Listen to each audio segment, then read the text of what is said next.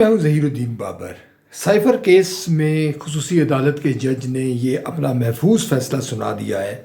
کہ عمران خان کا ٹرائل، سابق وزیر اعظم پاکستان کا ٹرائل اڈیالہ جیل میں ہی ہوگا۔ اس کی وجہ انہوں نے یہ بتائی ہے کہ سیکیورٹی خدشات ہیں۔ پاکستان کی موجودہ جو سیاست ہے اس پر جو گہری نظر لوگ رکھتے ہیں، اور پاکستان تحریک انصاف اس وقت جس طرح اس کو نشانہ بنایا جا رہا ہے، اس تناظر میں یہ بات کس سے ڈھکی چھپی نہیں ہے کہ آخر کیا وجہ ہوئی کہ سیکیورٹی خدشات کے پیش نظر عمران خان کو اڈیالہ جیل سے باہر نہیں نکالا جائے گا۔ یقیناً اس کا جو مطلب ہے وہ یہی ہے کہ سابق وزیر اعظم کا بڑا ان کو دیکھنے کے لیے لوگ آ سکتے ہیں، کراؤڈ آ سکتا ہے، پاکستان تحریک انصاف ایک کال دے سکتی ہے جس کا نتیجہ لامحالہ طور پر یہ نکلے گا کہ عمران خان کی جو مقبولیت کے حوالے سے جو حکمرانوں کے دعوے ہیں وہ یقیناً کھوکھلے ثابت ہوں گے۔ پاکستان تحریک انصاف اس وقت جس طرح مشکلات میں گھری ہوئی ہے وہ بھی کس سے ڈھکی چھپی نہیں ہے، یعنی کوئی بھی جلسہ، کوئی بھی کارنر میٹنگ کرنے کی ان کو اجازت نہیں ہے۔ پوری طاقت کے ساتھ پاکستان پی ٹی آئی کی جو سیاست ہے اس کو کچلا جا رہا ہے، اس کے جو تمام جو ایم این ایز ہیں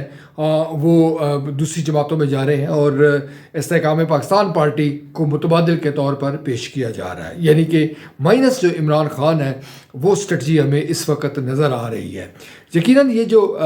اس پس منظر میں اگر عام انتخابات کا انعقاد کیا جاتا ہے تو غیر جانبدار حلقے اس حوالے سے سوالات اٹھا سکتے ہیں۔ یہ فیصلہ اگر کر لیا گیا ہے کہ تحریک انصاف کو ہر صورت میں اس آنے والے عام انتخابات 8 فروری جو 2024 کو ہونے ہیں اس میں شکست دی جائے گی، تو سوال یہ ہے کہ ان انتخابات کی کریڈیبلٹی کیا ہے۔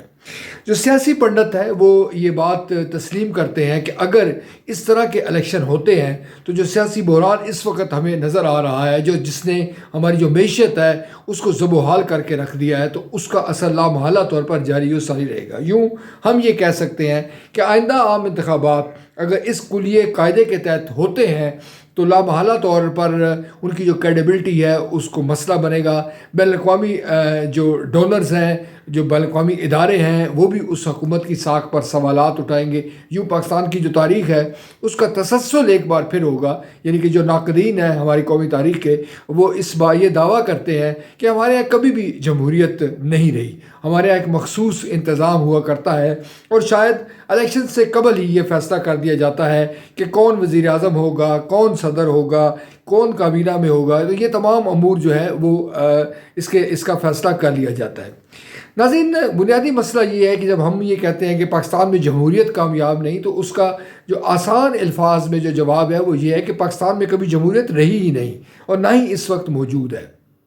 اب جب عام آدمی ہے وہ شکوہ کناہ ہے، مگر اس دفعہ ماضی کے برعکس یوں ہوا ہے کہ لوگوں کی اکثریت اس صورتحال سے آگاہ ہو چکی ہے، وہ اس بات سے باخبر ہے کہ ہمارے یہاں کیا ہو رہا ہے اور اس کا نتیجہ کیا نکلے گا۔ یقیناً یہ جو صورتحال ہے یہ پاکستان کے جو نظام ہے، پاکستان کے عوام کا جو مستقبل ہے اس حوالے سے نیک شگون نہیں ہے۔ عدالت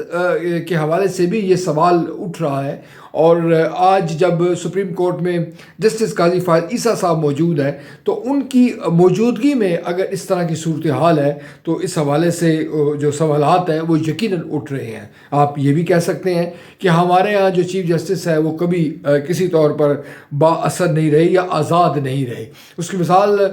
جو چیف جسٹس افتخار محمد چودھری صاحب تھے کہ کس طرح ان کو اپنے لیے انصاف کے حصول کے لیے سڑکوں پر دھکے کھانے پڑے، ان کو بالوں سے پکڑ کر گھسیٹا گیا، ان کی تذلیل کی گئی۔ یہ بات بھی ہمیں اب سمجھ آ جانی چاہیے کہ اگر سپریم کورٹ کا چیف جسٹس عدالتوں میں یا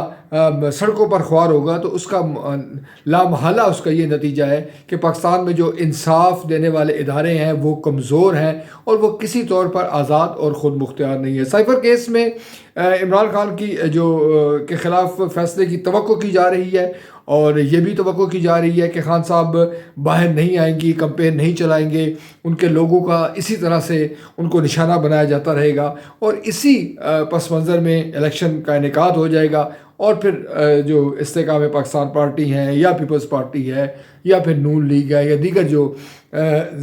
سیاسی جماعتیں ہیں وہ کچھ نشستیں حاصل کریں گی، اور پاکستان تحریک انصاف کے لیے کوئی آنے والے جو حالات ہیں وہ کسی طور پر ہمیں سازگار دکھائی نہیں دیتے۔